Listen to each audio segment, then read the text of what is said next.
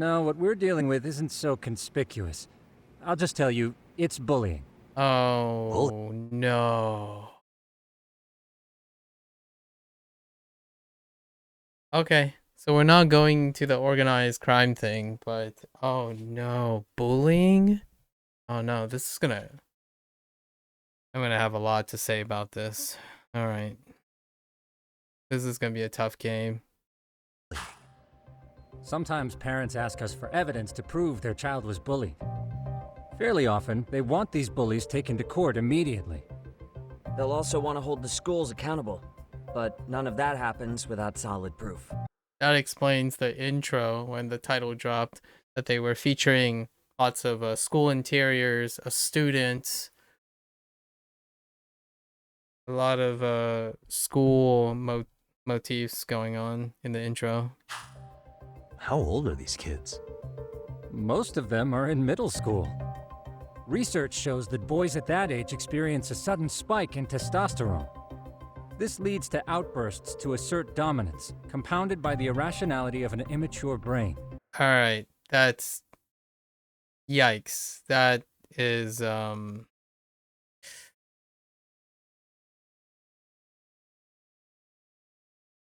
that's a tough one.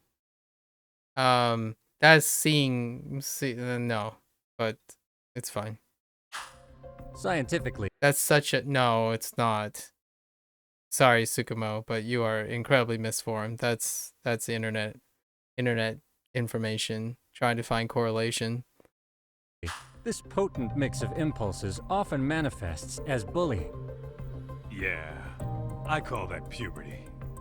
But that would apply specifically to boys, right? You're getting cases with girls involved too, aren't you? Ah, with girls, it's more likely rooted in oxytocin, a brain hormone that also has links to bullying. See, oxytocin fosters feelings of attachment, regardless of your gender. For instance, scientists have observed that a mother's oxytocin levels surge when looking at her child. Then it's not always a bad thing, is what you're saying. Indeed. Did you know it was oxytocin that enabled cooperation among our primitive ancestors? Ancient matriarchs were particularly vulnerable during childbirth, thus requiring communal support. So you could kinda say the survival and reproduction of our species was largely oxytocin at work. After all, raising a child in the wilderness would have been impossible alone. However, this intense social need bore a dark side. Individuals who failed to contribute were shunned and eventually condemned.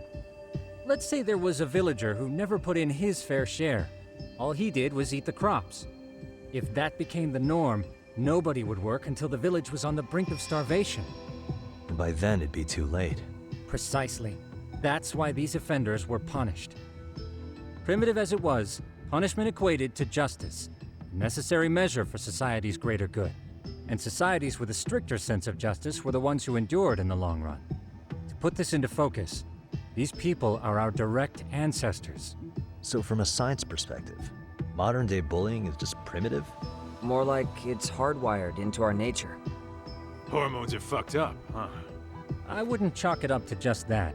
However, we humans do tend to reject what's foreign to us. Whether we're socially awkward or simply misunderstood, those who don't conform are ostracized. That's how it's been since time immemorial. The misfits of civilization are deserving of punishment. All over the world, no matter where or when. So the behavioral fallout, like the little snapshot of the human condition, he's basically trying to explain the human condition. That's fair. Most of that kind of have a lot of converging evidence for, especially converging evidence in the sense of through observation and statistics. The other stuff is heavily corollary, incredibly corollary. It's the oversimplification of potentially two things that are just congruent with each other. So yes, sure, it goes up, but to decouple such complexity between the interaction between human society rules, laws, and environment, socioeconomic effects, and environmental effects, and citing a specific, we're just gonna call it hormone, a specific hormone. So as a matter of fact, like, that's tough. That Tsukumo does come off as your guy who reads things on the internet and simply justifies and simplifies the things, which checks out for his character. So it's right on point. I think it's on brand. As to how to unpack what he just said, grain of salt. It's much like the philosophy of RGG's writing. Surface. Not quite to the depths that would cause casuals to not in the to the detail that would make it very hard to understand, obtuse, or esoteric.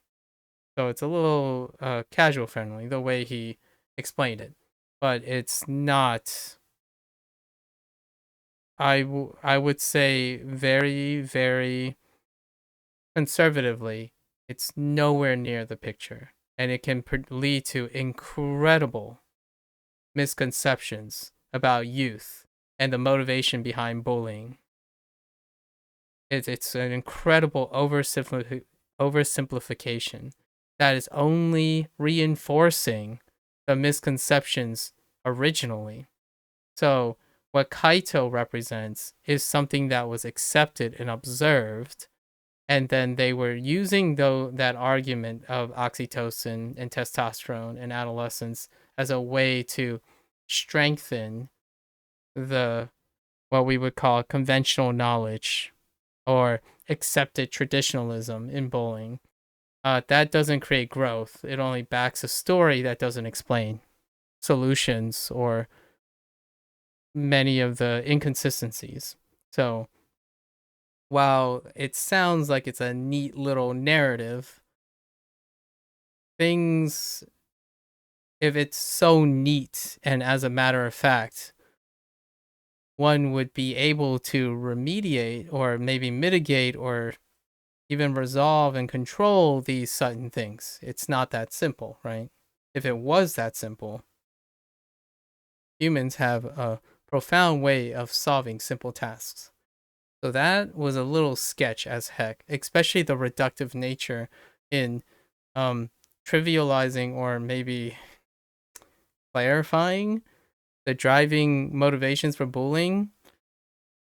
No, that's tough. That was a really hard, rough section, and I don't imagine that the jargon and the English explainer and stuff. It's probably very consistent in Japanese. It's just I feel like this is why when they said hour, right? Tsukumo says hour. That's probably more referring to the Japanese culture. It's a very reductive way of looking at bullying. It's also a very try another meta game right here. In Japan, it's still homocultural, as in standards, rules, behaviorism, decorum, rules, laws. They're all incredibly unified and single perspective.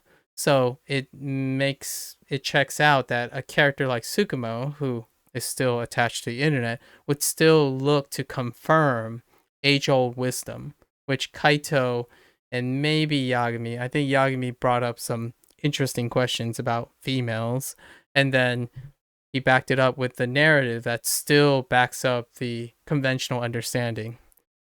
And here's where the metagame gets a little deeper. I agree with the one notion that he said about conformity and xenophobia. So bullying occurs when, in the human condition, it's very common to cite what doesn't conform, right? It pops out. Differences are accentuated over consistency. So bullying tends to target things that stick out because of the human condition, which tends to be xenophobia or things that are weird, deviant, or like outliers. However, what he just did is the exact same thing.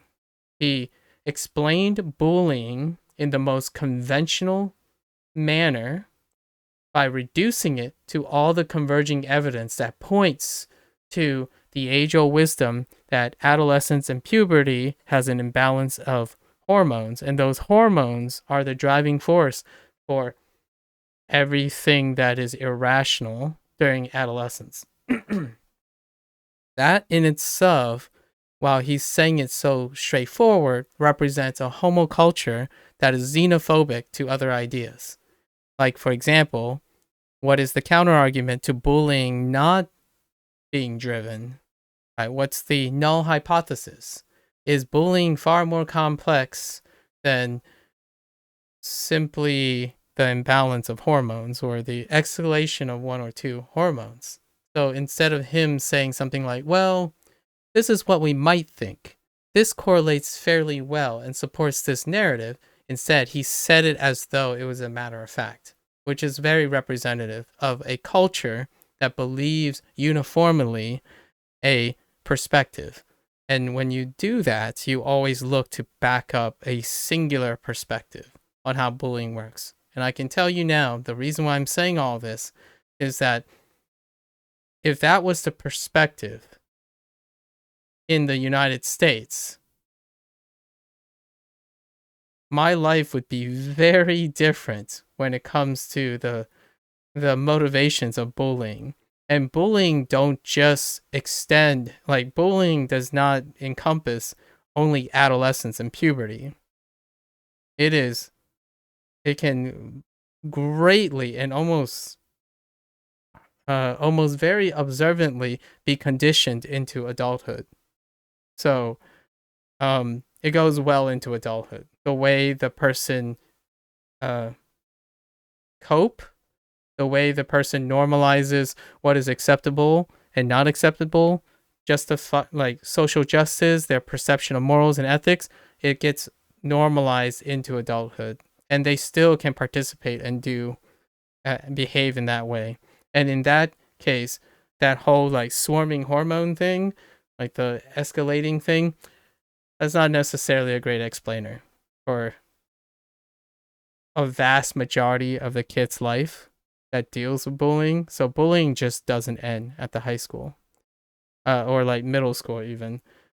It is very easily seen and observed because in a way, it's like what Yagami says. You can see it as primitive. Things that are primitive tends to come from things that are simplified and lacking experience. Kids rudimentarily have less experience, less ways and methods of coping and expressing whatever is going on, which deals with a change in hormones. And there are more observing eyes. What is not apparent is when you get to adulthood, that becomes complex. It becomes subtle, incredibly layered, and even more confounding. So, in a way, what Yagami and like the vast majority of Like a Dragon series deals with is a form of opportunism, which is still bullying. You take your advantageous position and you feast on the weaker. Like, take opportunities off of people who are vulnerable. It's still bullying, but we don't call it bullying because, I don't know, I guess it sounds like a little reduced, younger euphemism for kids. But adults do it quite often, and it just comes in more complexity. And just shifting perspectives by saying, oh, kids will be kids, that's kind of, in my opinion, what is stopping adults of prior generations. It's a great, I would say, an impediment to understanding how bullying works and the roots of bullying. Like, you're closing off to one narrative, and that's what the guy did, which Tsukumo did. And it's a reflection of, in my opinion, Japanese culture and how Japanese people view the source of bullying. I don't necessarily think in the United States I can get solely behind just that one narrative. It's so much more complex, and it varies dramatically regionally in the United States. Um, only because the United States have different conditions, different environments, and whatnot. And in Japan, when you start disseminating information and looking at information, it's very uniformed. So just to provide a counter like argument, a counterpoint per se, or an alternative point, I would use as a phrase to stay open-minded to growth and alternative hypotheses. As this age-old thing, all in my opinion, what they did was they just threw on some corollary studies in science onto Kaito, a representative of conventional knowledge, and that conventional knowledge, at least during my lifetime, the 30 plus years of my lifetime, has not provide any more clarity on the motivations of bullying and the promoting of this behavior. It's that understanding has not improved. Generally speaking, all these things led to attempts to mitigate and counter the symptoms of bullying. Rarely has it provide clarity on the source, as in the motivations and understanding of how to supersede the bullying, providing an environment that mitigates that opportunity naturally. It's often just to address a symptom. So, like, this is bad, you should be punished, instead of learning how to cope. So, there's less focus of coping, more on blaming and punishing. And I hope this is not where this is going, because it's tough. It's really tough for me, because as a person who tackles bullying, discrimination is just another, in my opinion, a substitute for bullying. Racism, all that growing up, I have learned to, you can probably say, I'm pre-selected to have taken counterpoint on this. I think understanding the kids' motivations, perspective, like perspective exploration, enhancing coping mechanisms, and providing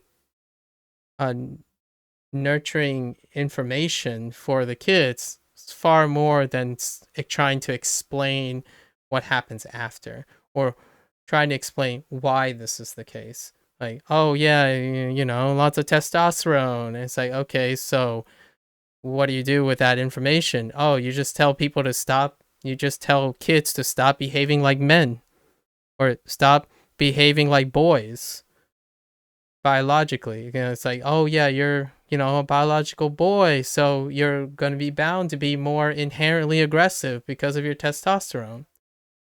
That's not that's looking at a symptom, or looking at the aftermath, or trying to place blame and guilt on inexperienced kids, like kids that have very few life experiences. So what you're going to do is you're going to get pushback, and that pushback doesn't lead to better understanding. It just leads to more conflict. In fact, I would say some part of me is very worried from time to time that having this narrative on bullying is creating more bullying. It's creating desperation, or a greater source of desperation would lead to opportunism. If you are low and you're being told it's your fault biologically, and you have to practice like some sort of decorum to excommunicate yourself and to suppress yourself, that's avoiding the human condition. That's being even more short-sighted and generating desperation that fuels kids to basically bully even more. So that's my fear. I'm not saying it does or does not. I am not in this field. Like, I don't have collective knowledge of how schools work in multiple countries. It's just that you require counterpoints, alternative perspective, and whatnot on complex human condition stuff. Because if you stick with one narrative and you constantly push that narrative, and it already exists for a really long time, one will start to question. And it's ironic because Tsukumo probably represents a class of people who are the same type. They don't want to take new ideas. They don't want to overly complicate the situation because it is human condition to not want to entertain non-conformity ideas, which if I were to say this in this context, I would be the non-conformist. I would be the person that has an uphill battle, effectively meaning that I would be the one bullied and squelched for my ideas. So I agree with them for the behavioral thing. The idea that something new is very scary to humans. Humans do feel to want to be consistent. Anyways, that's a little taste of bullying. It's kind of very concerning. It's something really close to my thoughts every day because the internet is the most readily available version of bullying.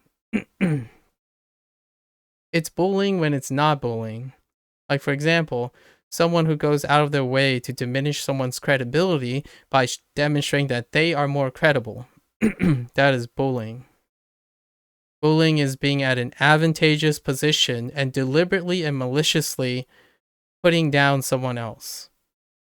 It happens all the time, but it doesn't look like bullying. Like, it doesn't seem like bullying because they're focused on, I don't know, hormones and puberty and feelings. Sometimes bullying doesn't come with feelings. It looks like objective pragmatism. Like, I make more money than you, and therefore I am more successful. That's bullying. Like, that's imposing a hierarchy. So it just comes in different forms, different layers, and to me, I don't know if it's the same anymore, but Japan has historically been far more of a hierarchical society. So it goes to show that it does work. It's a system that works really well.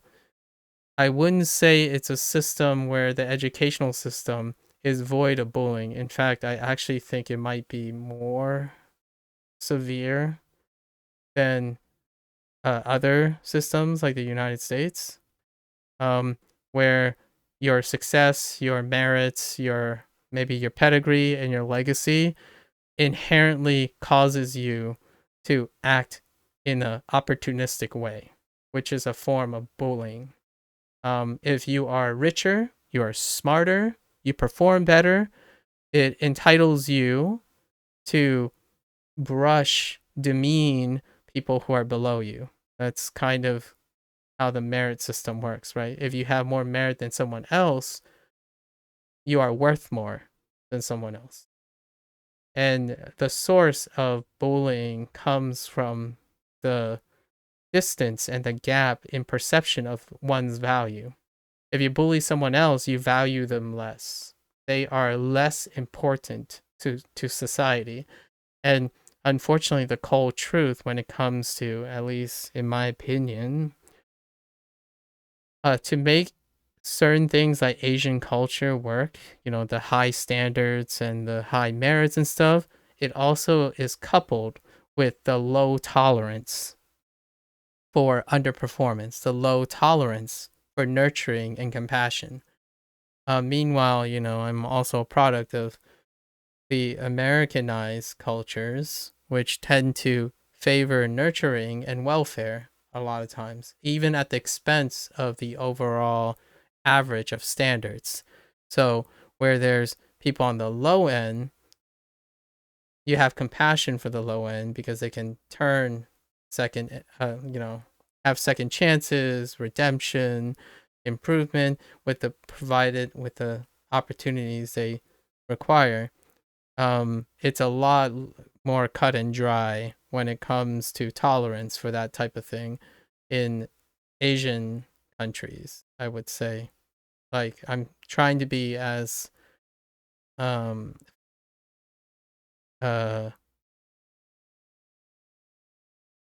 safe as I can be to say that if you compare the two, one is both the systems work. It's just that both the system also have different perspectives on bullying, as one might suspect. And bullying comes in a lot of forms in my eye than what they were presented here. It's incredibly one-dimensional. I don't know if that's what they were going for. It would have been interesting to see that Yagami or someone else from a different generation might provide a more grounded perspective, because that's the type of thing that has led to that impression that males are just inherently the aggressor, and their whole life and goal is to not try to understand it, but to avoid it or to compartmentalize it. So I am one for using tools that you are given. It can be an advantageous thing just as much as a disadvantageous thing.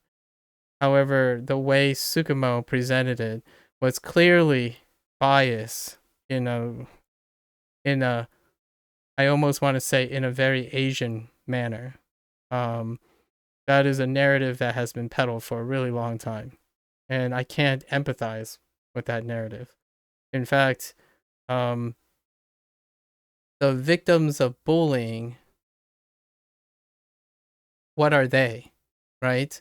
If what his zeros and ones, his black and white portrayal of testosterone, what is the case when a male bully bullies a male student, right? So if you're suggesting that it's always that, then how is the submissive and how are they dominant? It would really harshly imply that males exclusively bully other females because females do not have that testosterone imbalance. That's a very zero and ones. It's along gender lines. There's no dynamics in it. There's no a layer of complexity that explains, I would say, a really big part that you just choose to turn a blind eye to, which is that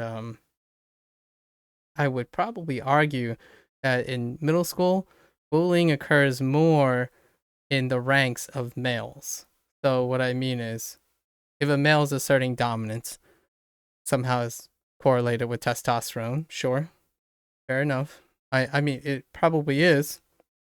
I don't really know what the current research now states, but if it does, the idea is though, this behavior is not exclusive to males,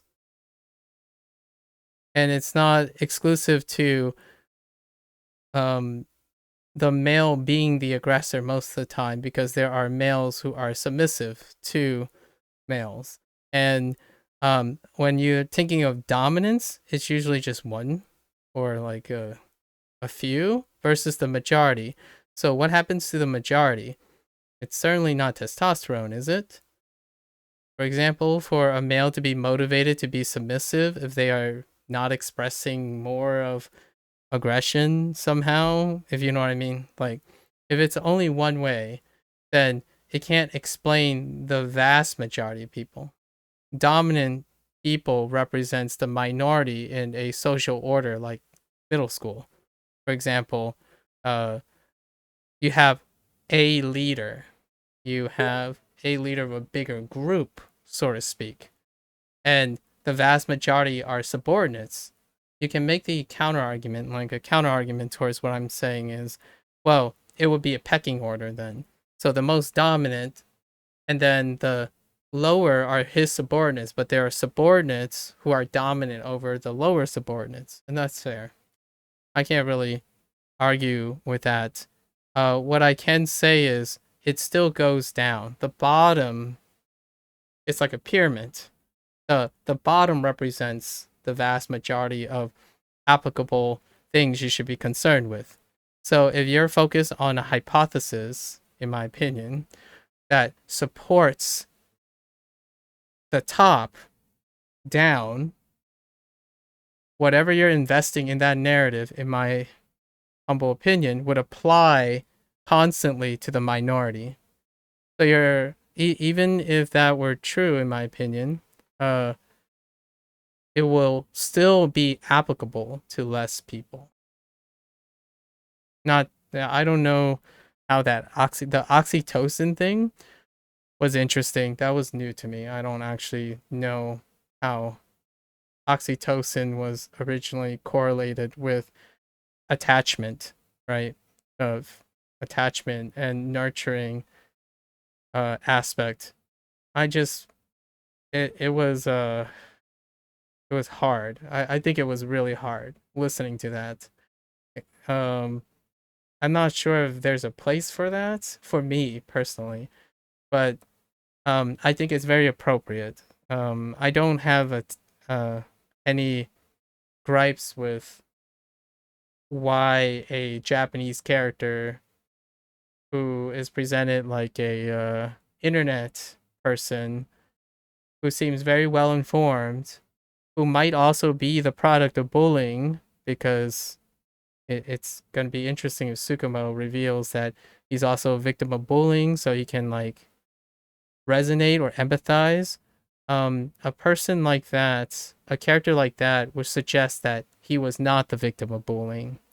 To me, I would not have that perspective on bullying if I was the victim of bullying. Because that would also imply that I have the capacity of bullying others. And somehow that my test, whatever my biology is, it would make me inclined to bully others who are below me.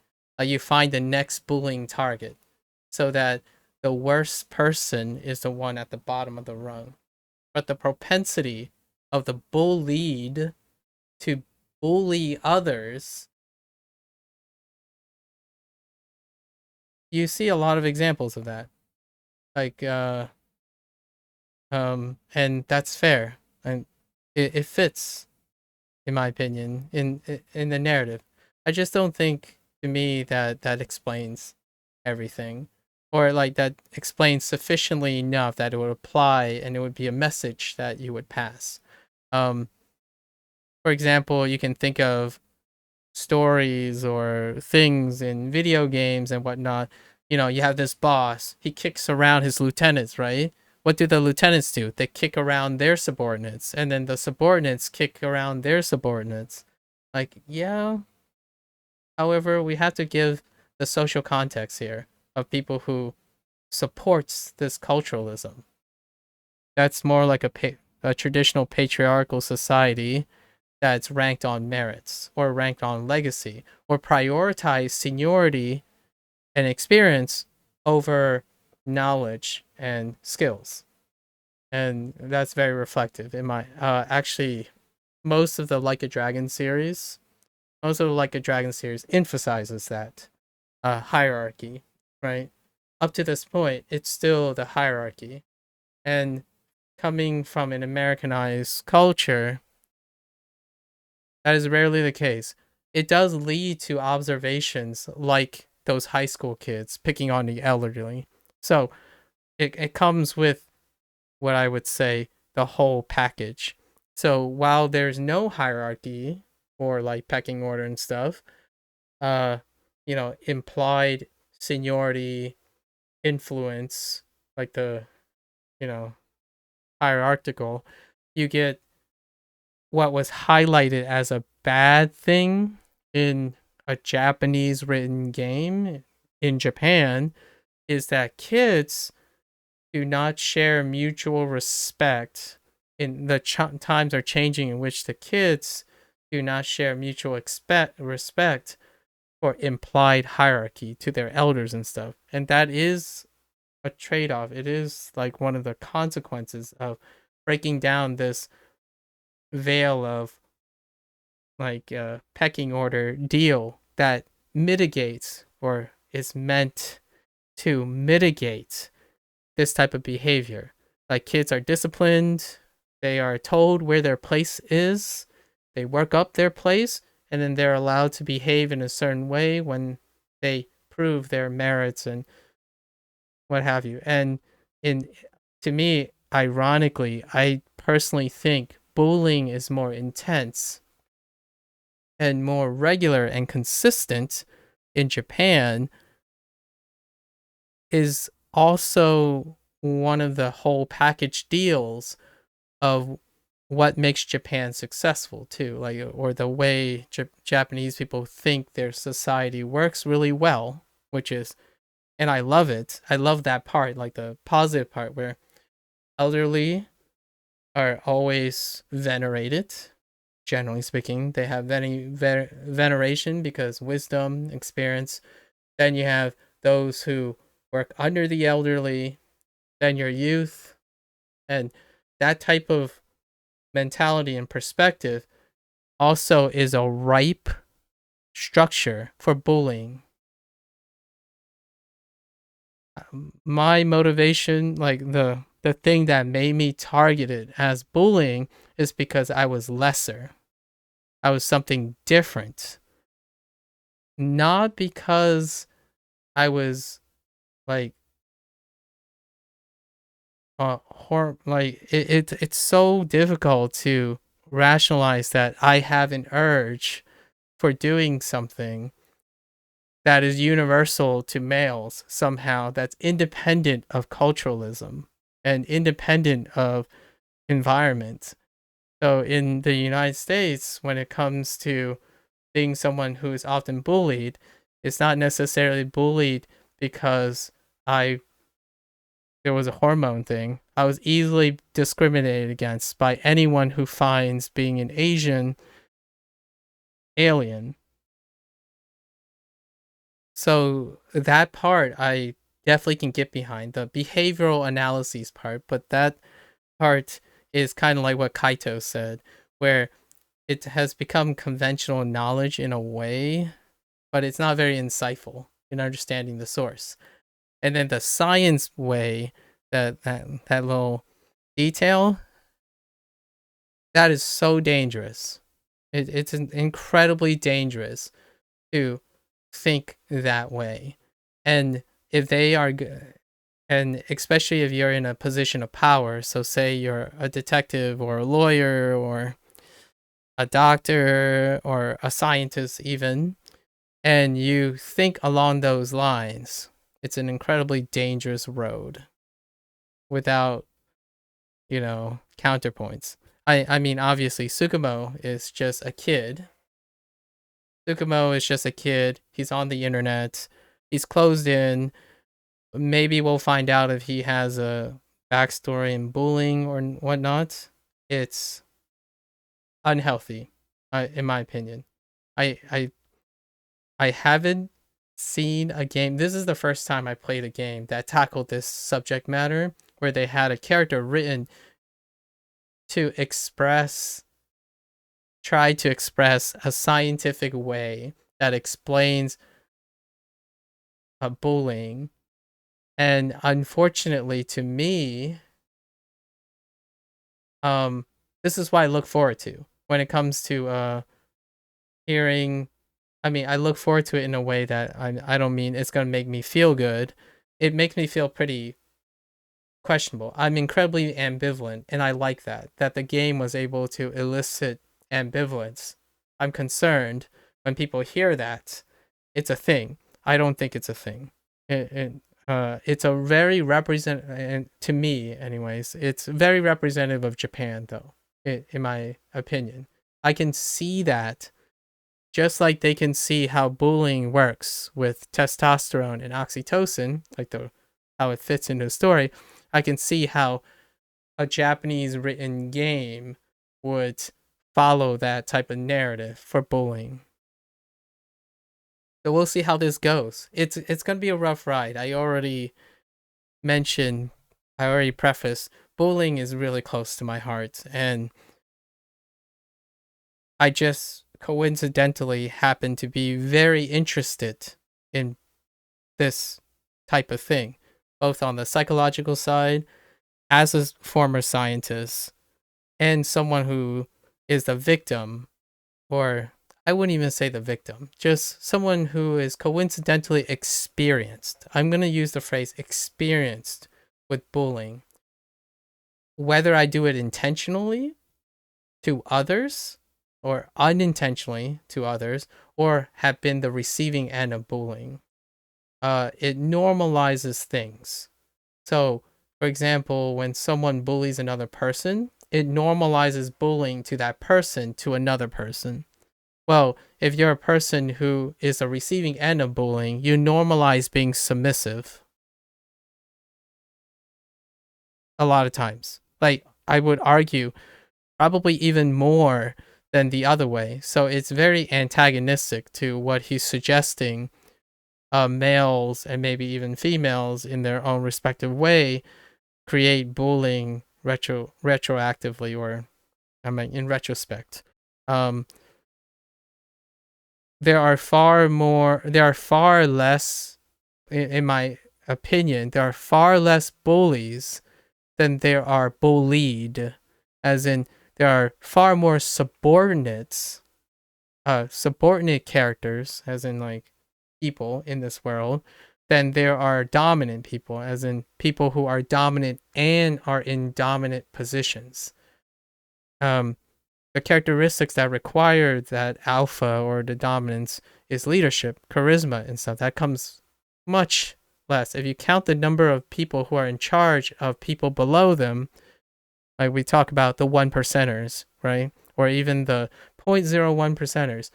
The reason why they stay at top, it's far more than the complexity of just saying it's a single inherent,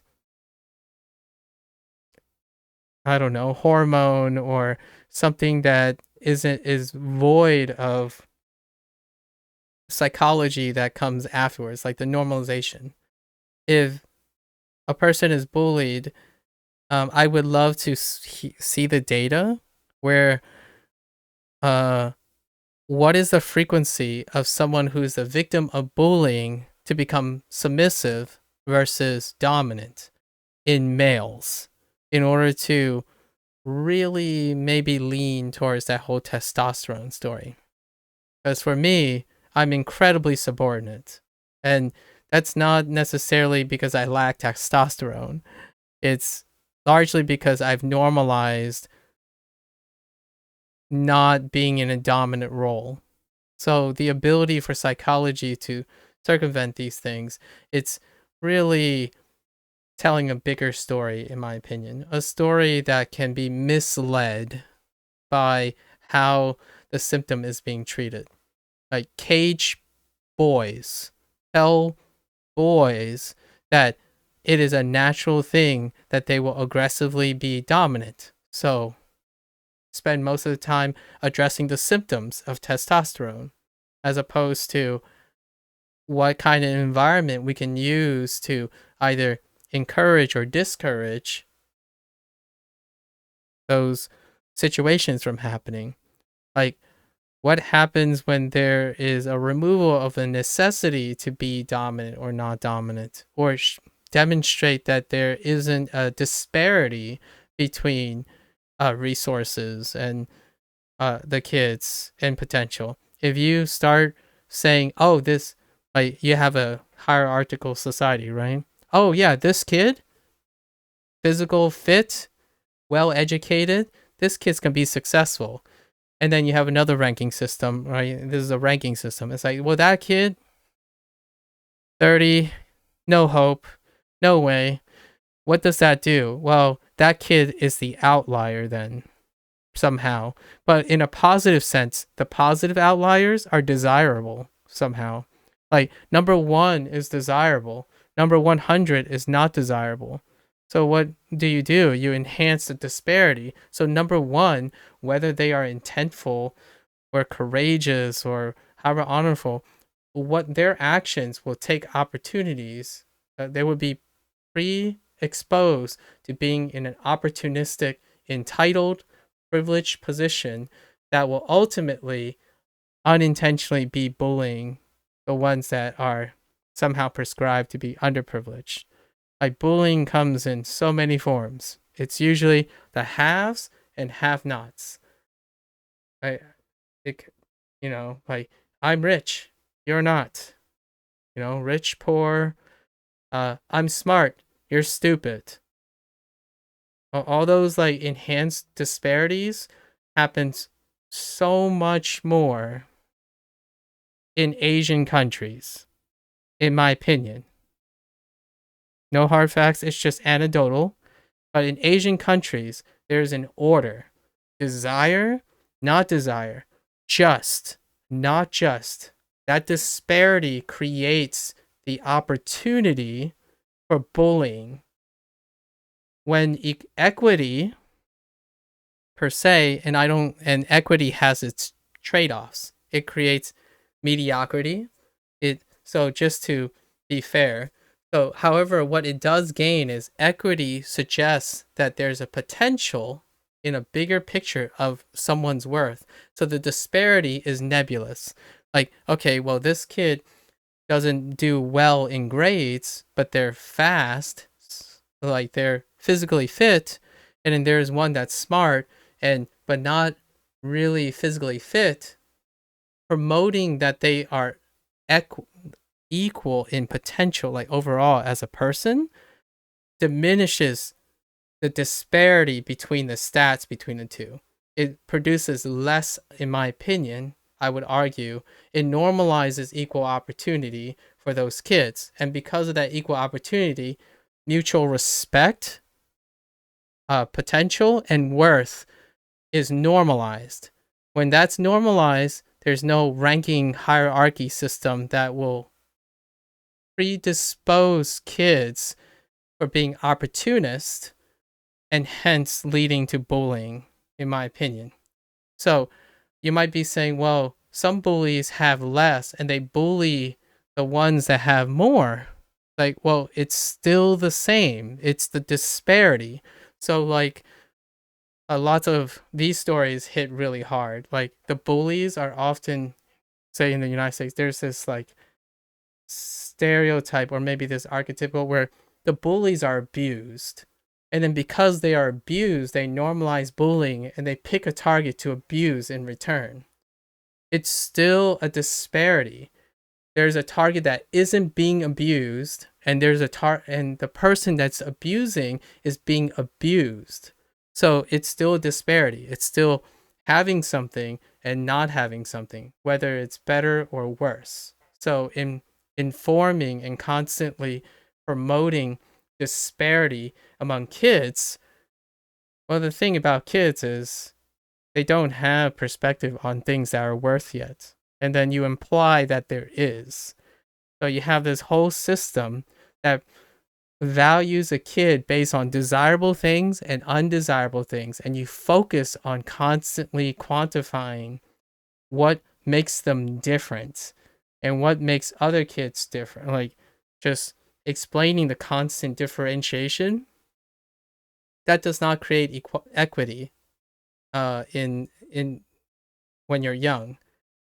In fact, I actually think when you get to college, like for myself, bullying decreased when I got to college. The very first event about being in college is that the equity gap diminished. As in, you have less bound by legacy resources. You go to a novel environment where it's difficult to gauge the disparity between candidates. It still happens because if you compare colleges then, and one college is elevated and the other one isn't, it creates discrimination. So that creates bullying. There's like what happened when I see this is, well, I go to an interview for another college, right? I came from a college that's lower in rank than a college that's above in rank, and we both go to the same place. Well, the first interaction is the unintended bullying and discrimination of the ones in higher up. And then the response, which is the pushback from the others. So bullying goes both ways. So uh my distinguishing factor between bullying is that the bullies are the ones in the majority. However, the ones that are being bullied can just as well be guilty of bullying in return. It's just their pushback is not stronger than the dominant. So in both cases, I'm not suggesting that it still fits the narrative that humans are humans. Everyone's about the same, right? Like what I mean is males and males will act similarly, but I don't think it's because of one-sided arguments. It's they're both trying to do the same thing, but to this narrative that's written here, they only pick the side that it's winning. And you have a society and a culture that says what is desirable and what isn't desirable, what is more important and what is not more important. And what happens is that is the source of bullying. Bullying is empowered because there are things that are desirable and not desirable. If you are more powerful, you're more influential, you are the bully. You can be a really nice person, an incredibly kind person who makes a lot of money, work a lot, but you are built over with resources that others don't. So inherently, the person that has desirable traits, qualities, the more enriched a culture is in determining what is good, what is bad. Kids, they normalize that really well. Kids really normalize that. So, for example, as a parent, you would say, oh yeah, smart kids make money, they deserve to be happy, and then you're showing it through example. Well, a kid will sit there like, okay, you're going to say, oh yeah, this kid's going through adolescence, testosterone's raising, but all at the same time being exposed to saying, oh, stupid people are bad, they're unwanted, because you don't want to be stupid. Or like you keep telling the kid, like, don't be stupid, don't be weak, always be strong and whatnot. And then they go to school, they see a weak person, or what they think is a weak person, or someone who's stupider, they bully them. So it's not just in my opinion, what I think really actually happens a lot of time is normalizing abuse. So someone who's abused, they will get used to it, and they normalize the abuse, so it becomes inconsequential. So when they find opportunities to abuse another person, they would likely abuse them. Not in the sense of finding a malicious intent or a biological urge to do it, but more of a normalization from legacy. As in, I've been abused all the time, this is how the world works, that's how it works. So ruling all of that out and then starting to suggest that the driving force is science or like biology, it's doing a great disservice. It's suggesting that you should cage your kids instead of educating them on, in my opinion, trying to promote equity as a whole. Instead of it's difficult because you don't want to compartmentalize the kid. Like it's not so much in Americanized cultures anymore, in my opinion, in Americanized culture, because it's really hard to define. All our cultures clash with what is important and what is high in value. When you go to a country that is in agreement what is good and what is bad, what happens when you're born with the bad? Well, you become the victims of bullying. So with a stricter clarity comes with bad and good people. And with that structure, it leads to bullying, in my opinion. It allows and enables bullying. It presents environments that will naturally cause kids to distinguish between what is desirable and what is undesirable. And in the United States, I would say it still exists. Absolutely, because the human condition is xenophobia, right? Like you're scared of what's not normal, and or you view it with suspicion. However, it's to a lesser extent, because now you see classrooms filled with disparaging. I used the wrong one. Like distinguished, like a diverse makeup, or far more diverse makeup. In fact, there's even to the point where it's not just about race and culture. It's about two people of the same culture but having different opinions. So because of the differing opinions, it creates a nebulous take on what is standard, what's desirable, and what's undesirable. And what's gained in that situation is individualism happens, not communal. So individual happens to the point where I know you're not good at math, and I'm good at math, but you're probably good at something else that I am not. And because of that, I can't ever be in a position of power over you. So I can't possibly be encouraged to say I should bully you into doing something.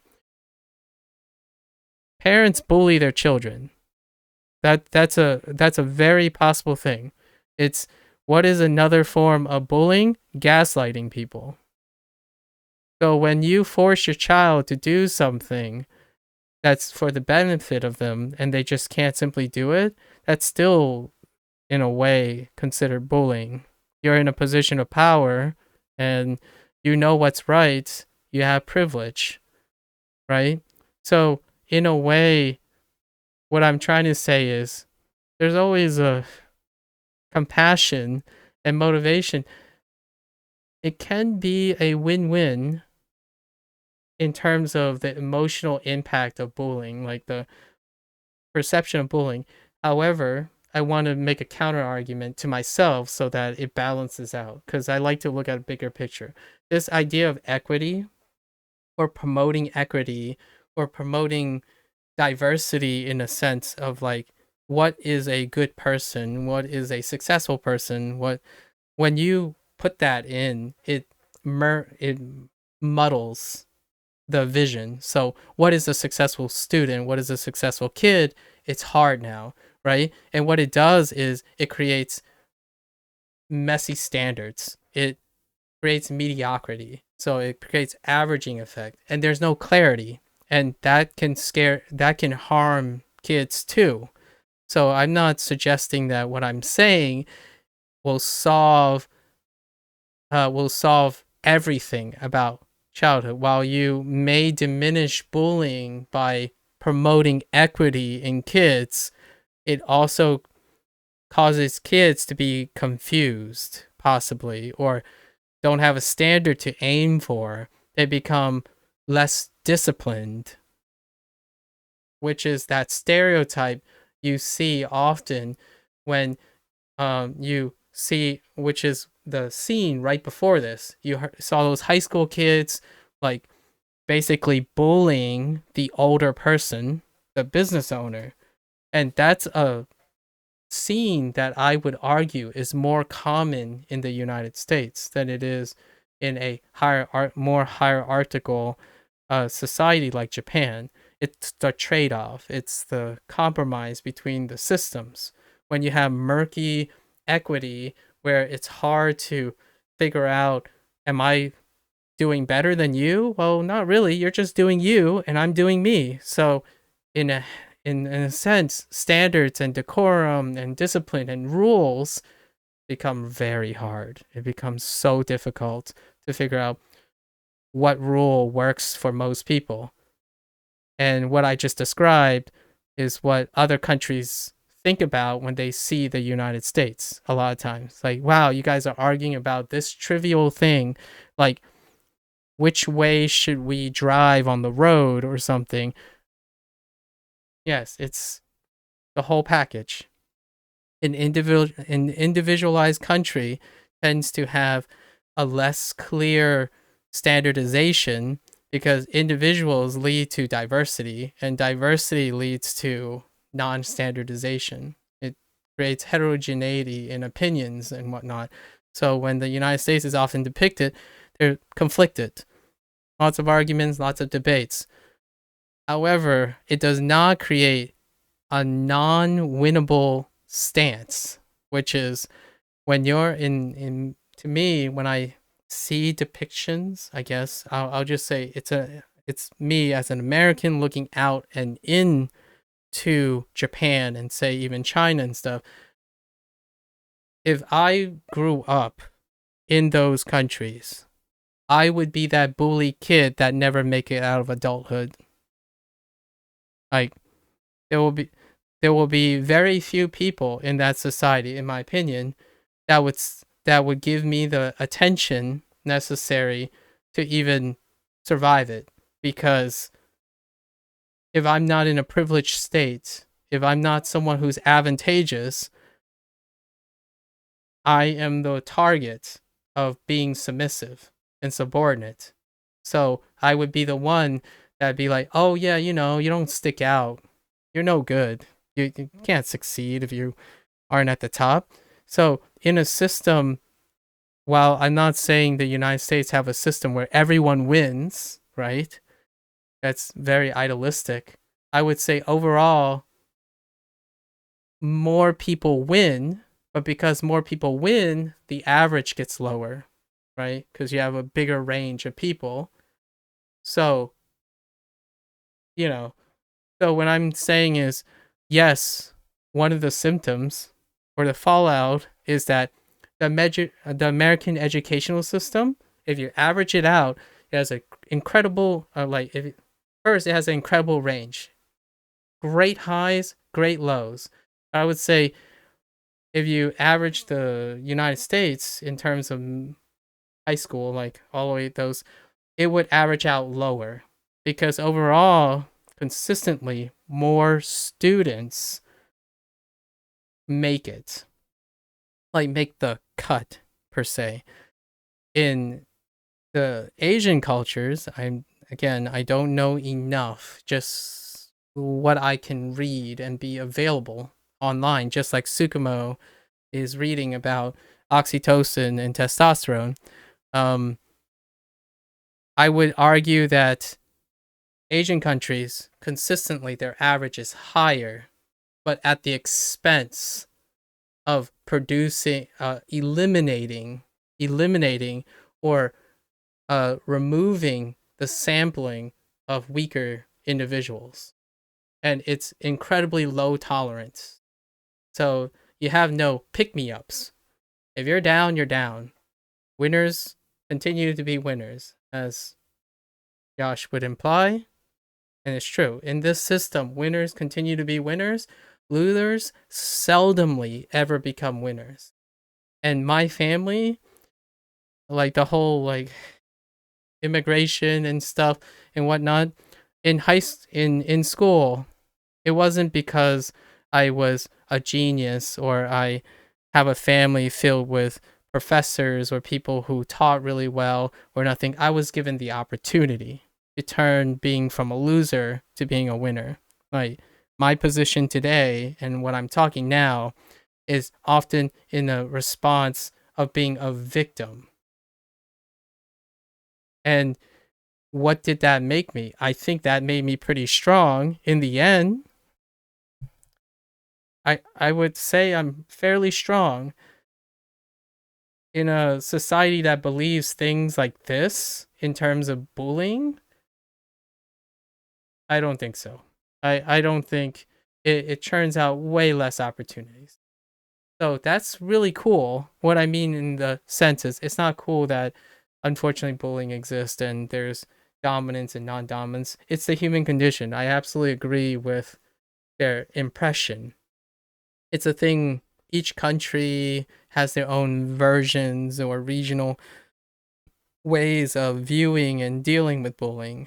What he just described, though, it's so hard for me to believe that is the way.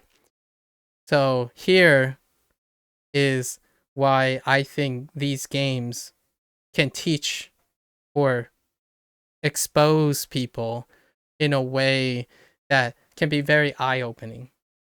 It's not eye-opening to me. It's just very emotional to me. So I like playing these games from people's perspectives and other cultures' perspective because it reminds me of the emotional stuff that I feel. I would say this is very run of the mill. Like I kind of was expecting the moment they mentioned bullying, I was kind of expecting this type of perspective on bullying. I would love to like see other games deal with this kind of thing. And we're not talking about Rockstar's bully. Just not that. That's a different that's a different story. But I don't know if anyone knows. This part deserves a nod. I've been throwing out shout outs for Legacy. One legacy about this bullying thing is Rockstar. I'm pretty sure it's Rockstar Games, right? Their bully game. There was only one of them. It was a very deep cut. Wasn't great in the game stuff. But bully gives you a lens into a specific subset of Americana and a very specific time frame of Americana when it was about American bullies, right? Like Americanized bullies. But I was not part of that. I was part of the Asian American story. And I was never like there's no sense of me having the urge to be dominant because I normalized being a subordinate. And I'm pretty sure my testosterone is in check, even as a kid. So let's not trivialize something very complicated by oversimplifying corollary studies with hormones. I'm all for that. I like that. If it can create clarity. But people have to be careful how to frame their narratives.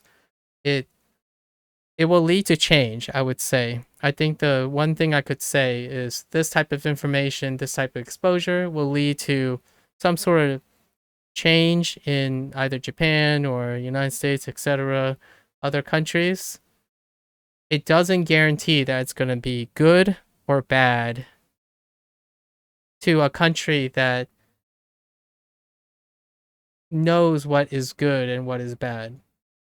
I don't necessarily think the United States, at least the Americanized culture, would have an easy time saying what is good and what is bad, or having testosterone during adolescence somehow becomes bad and be associated with bad behavior. What Tsukumo just did, as a matter of fact, is associate being male, having testosterone, being more likely to be bullies. That's scary. And I just want to provide a little bit of digression on that as a bigger take on society in general. And we are talking about a society that's still predominantly patriarchal. So it fits, I suppose. One little catch is that emotional damage is something that doesn't correlate with testosterone, in my opinion. As in, how much damage can someone do is not because they're male and testosterone. Like the normalization of abusive behavior or being abused, and that hierarchy does not obey as like just males having more testosterone. It fits really well, I suppose, in a country that does have that. And with that, I had to go to the bathroom before we resume. That's the digression for today. We're just gonna keep playing though. I'll be right back.